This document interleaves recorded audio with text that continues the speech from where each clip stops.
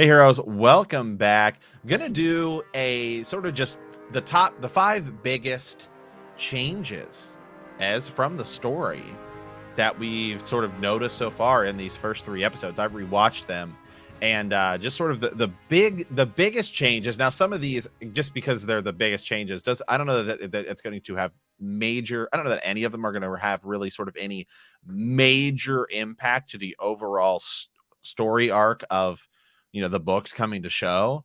But just sort of like the first five changes that you're going to notice and be like, hey, this is not the way it goes down in the books.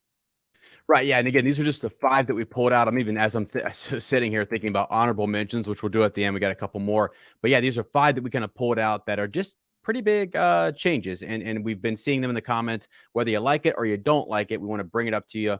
And Matt and I will give you our take just on what we think about those changes in this TV adaptation. So Absolutely. yeah, number one, Rand and Egwene and their relationship. How do you want to call this? Hooking up? Exactly. Yeah, Right. it is much further along than it is in the books. Yeah. I mean, they're romantically involved. Now, in the books, it's much more like, hey, we've always been friends, and that sort of romantic tension is there, but it pretty quickly kind of goes away that they're both kind of fine with just kind of being friends. It's more the idea that they were growing up in this small town, and it was just always obvious they were kind of, like promised to each other, essentially. But in this, they push that relationship forward a little bit, which for a few reasons, I think, just that way you don't have to cast, you know, all of Rand's love interests, right? In we're gonna meet them later. We know we're meeting Elaine in season 2 to 3, and we know we're gonna meet Min this year, but in this season. But Min doesn't really sort of become that romantic interest until much later. Rand always just kind of thinks, I like talking to her. She was nice. Mhm. I mean, we're 6 books in on our podcast, 5 Yeah. books in. We just got to book 6, and they still haven't like really kissed or anything. Yeah. So I think that sort of Rand Egwene relationship is going to be much stronger and more prevalent and deeper in season 1 than it is obviously in the books. Yeah. I think the biggest thing too for me was that seeing it, the actors can do a lot more. Like there's the hand holding, there's the intimacy seems like it's more there, right? Like in the book, it's just their promise to one another. There's actually a lot of kind of banter back and forth already. And really in the beginning of this, it seems like they're genuinely just into each other and they are going to be married. This is their thing. Rand is thinking about his children. That was an emotional moment when he understands that Egwene is not going to marry him, when she's going to choose the path of a wisdom. I was like, wow. And he's tore up about that a little bit. So, that was some insight to becoming a wisdom. And then even now her path is set with Moraine. So it was just interesting to see them, to actually see it, I guess, and not hear them thinking about one another, right? We get a lot of internal thoughts in the book. This was more just we got to see them interact, smile, look at one another. And it felt like it was more advanced and further along, maybe than we thought it was in the books. Yeah, absolutely. I 100% agree with that. And I think that all of these serve as a way to just kind of speed some things along that take a lot longer in the books, since we have a shorter time frame here, as well as also I think make us care more about the characters, and things that are going to pull them apart and bring them back together and stuff like that. So I think that's going to be the case for the majority of our list, really. Yeah. All right. Coming in here at number 2, we have Perrin's wife, Lelaine. Was that her name? I think. I think, yeah. I think it was Or, Leia. L- or La. It was brand new to me. Right. Perrin. This is Yeah, a well, huge it's brand change. new to everybody because he doesn't have a wife in Layla. the Does Layla, that sound? excuse me. Yes, That yeah, sounds right. that is it. Yeah, 100%. Okay. Yeah. Yeah, exactly. Well, it's new to everybody because that doesn't happen in the books. That's why Yeah. we're talking about it on this list. And I actually really liked this. I liked that they gave him a wife, and I liked, kind of spoiler for the show here as well, obviously as books, is I liked the way, I mean, it's unfortunate obviously, but the way they killed her, because it really speeds along a lot of stuff that happens with Perrin and this battle, he sort of internal battle he has with, do I choose the axe or do I choose the hammer? And they reflect on that in episode 2, right? In Shadar Logoth. And then again we're going to go into it where they keep talking about how they're, Matt and everyone says, there's sad that she died, she was killed by a Trolloc. Well, she wasn't killed by a Trolloc. Unfortunately, she was killed by Perrin in a moment in which he was really aggressive. I mean, he's already kind of killed the Trolloc, but he kind of just kept going, and then she comes up behind him, and he turns and hits her. He thinks it's a Trolloc. I mean, he thinks the Exactly. Trolloc is coming He up does. behind him to attack him. Right. He does. Yeah. And so that's something that he's going to have to deal with, and it's going to sort of cause him to view this, as we just met the Tinkers in episode 3, this way of the leaf, this idea of pacifism. That's going to sort of be something that he's going to have to deal with. And so I think that was a good way to kind of add depth to him, speed some of this along a little bit. And I think it'll make his relationship with Faile when she shows up that much more impactful, because he's now had this past life. And I like it. I mean, it's a change that really is only really kind of an episode 1 change. I don't know. I mean, it's not like it was some huge arc they did where it's like, okay, this definitely doesn't happen. Yeah. Because we don't really see their life before Eye of the World. So I'm not that Perrin had a wife there, but we don't really, we don't know when they were growing up, what their relationship with other girls and their family and all that stuff's like. So I think it was kind of cool. I liked it. I generally thought it was a good idea.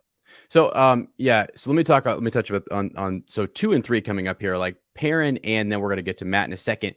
The idea is here that Perrin and Matt both they act in certain ways, right? Perrin's very different from Matt. Perrin is quiet and reserved, and he's patient in his thoughts. Like, he's very he's not quick to react. He likes to think things through. He's cautious. And they're showing you right here where he was too quick, or he doesn't want to, be, I don't know, like he's very much would rather err on the side of not being aggressive like that, because it cost him his wife and his child.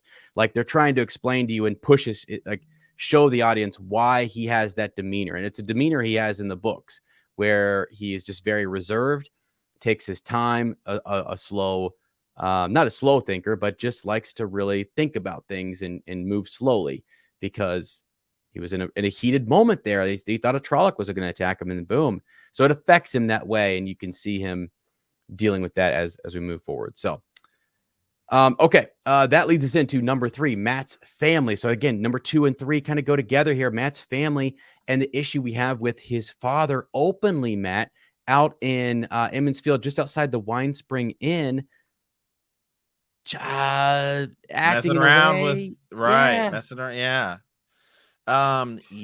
This one is even sort of more different than Perrin's, because Perrin's makes sense, because as we get into book 4, The Shadow Rising, he loses a lot of his family, and I think that's sort of where this is gonna come from. I think that was some of the reason here, to sort of push along, just help continue to sort of push along this idea of like the axe or the hammer, right? That Perrin deals with, especially since his wife was a blacksmith, and Matt gives him the dagger in Shadar Logoth, and he says, it's a tool. I never realized I'd have to use it to defend myself. And so that kind of goes along with that. And so I thought that was really cool. Now, this is really kind of different, and I think it's just to kind of give Matt a little bit of backstory.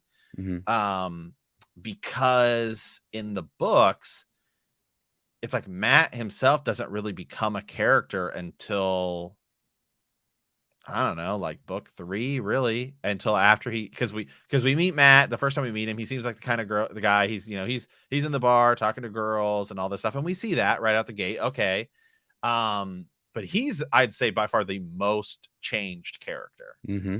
Yeah, and so here's something interesting. Like with his sisters in the books, even when his sisters come back in, because they play a major part at some point in the book series, they actually treat him kind of like, oh, he was always running around and he was always getting in trouble, and he's a protector of them. He is very much there. They lean on him when their mother can't take care of them. Their father is out cheating on their mother, and it's wrecked the mother. And it's almost like they're also saying like Matt kind of behaves like his father a little bit, but like has a line he won't cross, maybe, right?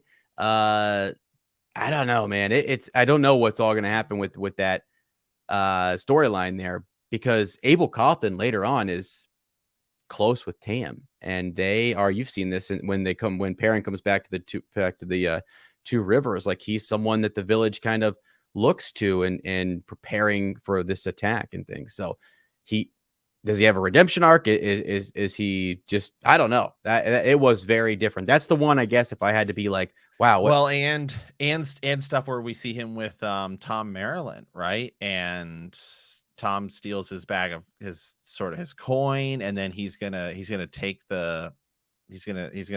take stuff off the dead Aiel yeah. guy. I mean, all of this stuff is new and different. Right. Right. And so you know what it does. So again, 2 and 3 for me, parents, wife, and then Matt's kind of family issues. It struck you. I mean, I was emotional when both of these things were unfolding. I'm like, what? Seeing Matt's mother that way, wow, that hurt. You know, that was something I was like, wow, that is tough. And then to see Perrin go through what he did with his wife there, those were two things that these are main characters. And so now there's a real big emotional attachment and experience right out the gate. And you are latched onto these guys. And like you like Matt because he's taking care of his family. He's doing what he can. You feel sympathy for Perrin because of what he's going through here. And it's really Rand and Egwene, just that relationship that they have that we're like, okay, what's going on there? They seem to be the people that Rand and Egwene, the two likely candidates for like the Dragon Reborn. So how do you weave in then Perrin, Matt, and then Nynaeve? You know, so I think they hook me with both of those. They're just interesting and they're different. They're different. Yeah, absolutely. Okay, what do we have at number 4 as? So at number 4 we have White Cloaks Burning Sisters. Whew, yeah. Wow, this is Again, crazy. this is one I genuinely like because the White Cloaks don't really for a long time feel like they're any real threat Mhm. whatsoever.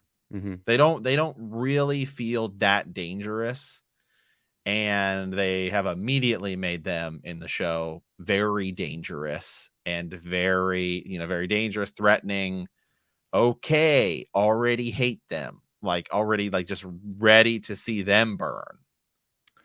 Yeah, so this is interesting. Gosh, I saw some comments on our other videos about this specifically saying that if the Amerlin seat and the White Tower knew White Cloaks were behaving this way, that the head of the White Cloaks, Pedro Nile, would be summoned by the Amerlin seat, and that not even he could say no to a summoning to the White Tower.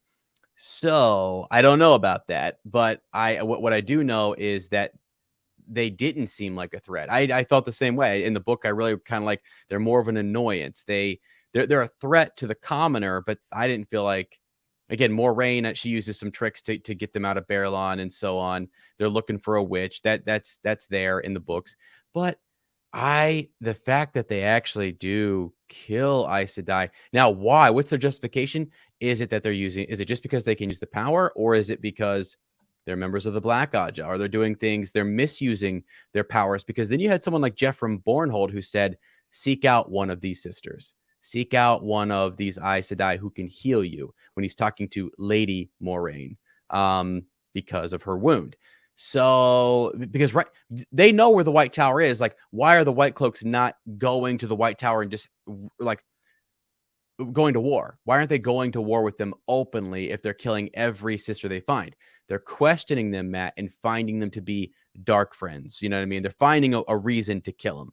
And we're going to see more of that with the questioners. I think it is great. I think it is not great, but I mean, it's one of those things that Right. you're like, No, it's great for the whoa, show. the It's great for villain, the as you said, the villain. yeah, it's very villainous. It's great. It's great for the show. I agree 100%. So, Yeah. which takes us to number 5, which is Tom Maryland. Yeah. Big difference. This is one that we had kind of talked about. We thought was going to be the case. There was some leaked information, some rumors and speculation that we would not see Tom Maryland where we do in the books, which is at Beltane in the Two Rivers, and then he actually goes with the group to Shadar Logoth, and Mhm. then he gets split up after that. Now we've met him after the split, and I'm thinking he's gonna go along with the guys for the ride. Yeah, exactly. We were talking about so the big thing, and I guess this is more of a prediction too. Are, since they brought him in this late, we don't feel like they're gonna just like he's gonna exit in the next episode with a fate attack, And right? the way they introduce him, because he's clearly he's like, hey, I'm Tom Maryland. He shakes Matt's hand. Mhm. It's very much like this is gonna be a like these two are gonna be running around doing a lot of stuff for a long time.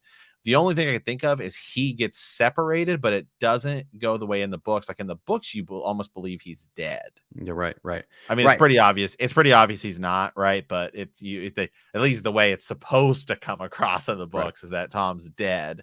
right. But So yeah, I almost feel like he's gonna be a bigger part of the group, and he's gonna be going with us. Now, it should be noted that we haven't seen Tom in any of the promotion video footage or anything when we see like the main group, like when they're going to the Waygate or any of that stuff, we don't see him. mhm. So it's possible maybe we go to Tarvalin, which in this case would be Camelin in the books, and he just stays there. Yeah, for sure. You know, the thing about and really when you lose Tom Maryland, he's been with them for so long that he feels like a part of the group that you're like, oh, it hurts a little bit. You're like, "Oh, he's been around, he's been giving good advice. You start to really like him. We just met him. So you don't have that same bond and relationship. You don't have days of traveling and attack, Trollocs. You don't have all those common things that were kind of uniting them.